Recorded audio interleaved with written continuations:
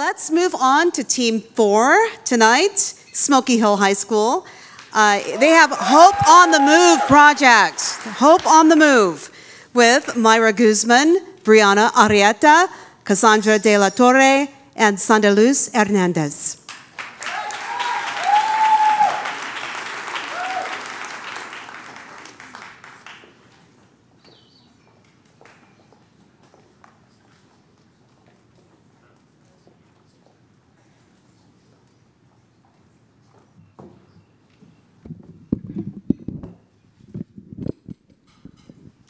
Hi everyone, good evening. Every 3 minutes, a family hears the devastating words that their child has been diagnosed with cancer, making it roughly 700 kids a day. The average age of death for a child diagnosed with cancer is 8 years old, causing a child to lose 69 years of expected life. To fundraise, we made power cord bracelets. By raise of hands, how many of you have encountered someone that's been affected by cancer? This is why we chose to base our project on children with cancer. My name is Myra, I'm the team lead. I'm Sandy, the videographer. I'm Brianna, the mentor liaison. And I'm Cassie, the other videographer, and it's a pleasure to be here. Initially, our group came up with the idea of wanting to do a toy drive for the cancer patients. Unfortunately, due to the policies at the Children's Hospital, we were not allowed to do this because of sanitary purposes. When we went to go discuss our options with the Children's Hospital, they mentioned that they were low on materials. This gave us the idea to create fleece blankets. They had certain guidelines, and we soon realized that we had to find a way to raise money in order to make the blankets. To fundraise, we made power cord bracelets. We made and marketed them around our school for $6 each. Over the course of 3 months, we were able to make 30 power cord bracelets and had made just enough money to make 32 fleece blankets. These are just a couple of our examples of power cord bracelets. Not only did we raise money from the bracelets that we made, but we also got money in donations totaling to $220. Unfortunately, we were not able to deliver the blankets personally to the patients, but here's one of the examples of the no-sew fleece blankets that we had created. When we went to the Children's Hospital, they mentioned that they have craft activities held every day in the mornings and in the afternoons. The purpose of these activities are to provide a distraction for the families of the patients and the patients that are undergoing treatment. Doing crafts with the kids was a very heartwarming experience. It was hard not to get attached because the kids were all very humble and joyful. We also realized that health is not valued until sickness comes. Our mentor, Deborah, was able to get us in contact with a 7-year-old cancer patient battling ALL, a type of leukemia. His name is Connor. Connor recently had a bone marrow transplant, and his sister was his donor. We were able to talk to both Connor and his mother, Jen, through a FaceTime call. Connor really opened up to us, and he touched our hearts with his words and experience. When we talked to his mother, Jen, she had told us that Connor's sister, Chloe, is not allowed to talk about Connor's sickness at school because it could potentially frighten the parents and the children. We learned that the most effective way to spread awareness is to teach others to talk about childhood cancer. This experience goes beyond being a project, but a movement. Because of this opportunity, we all decided to sign up to become regular volunteers at the Children's Hospital. We're Hope on the Move, and we present to you our video. Connor, how did you feel when you were in the hospital? Yucky. What else did you feel like in the hospital? Because we were there for a long time. Mad.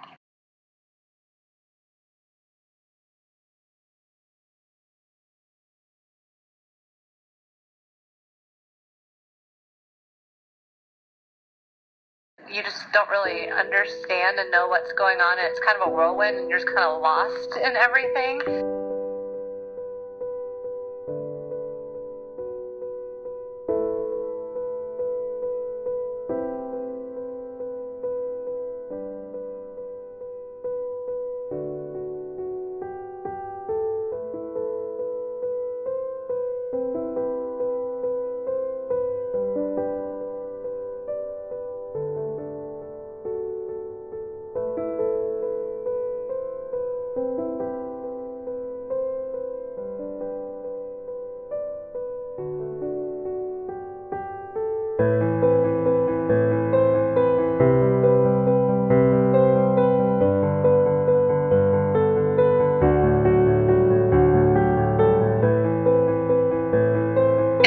with kids that have had a bone marrow transplant, you have to like change their sheets a lot and everything just to cut down on, you know, the germs and everything. So I am forever washing blankets and sheets.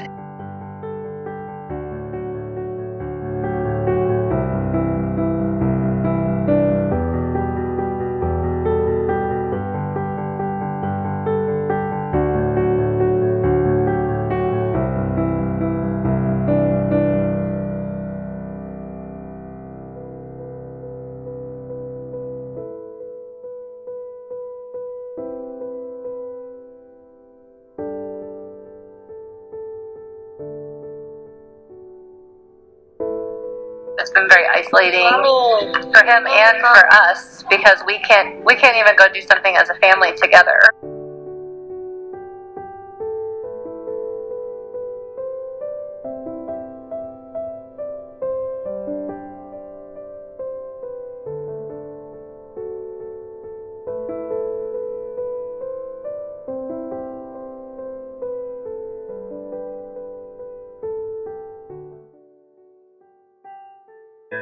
You and your friends at the hospital have to do a lot of things that most grown-ups don't have to do.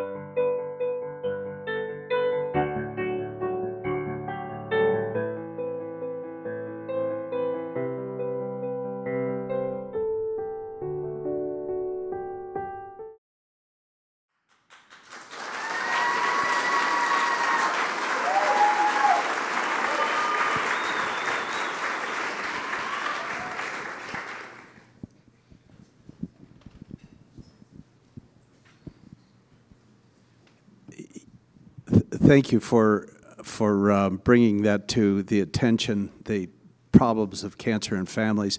The smile on the people's faces in your video were priceless. Now, connect for me the dots, if you will. You wanted to bring awareness to the community of the cancer. How did your power cords and the blankets, how did that serve to bring awareness to the community? So by marketing our bracelets, we made an advertisement and we advertised it around our school saying what the purpose is of our bracelets. So that really spread awareness because people would text us and text our teacher saying that they want to get involved, and we made our blankets at school so people would walk by, ask us what they're for, and we would simply inform them about childhood cancer and what our purpose is. So that was one way we marketed our project.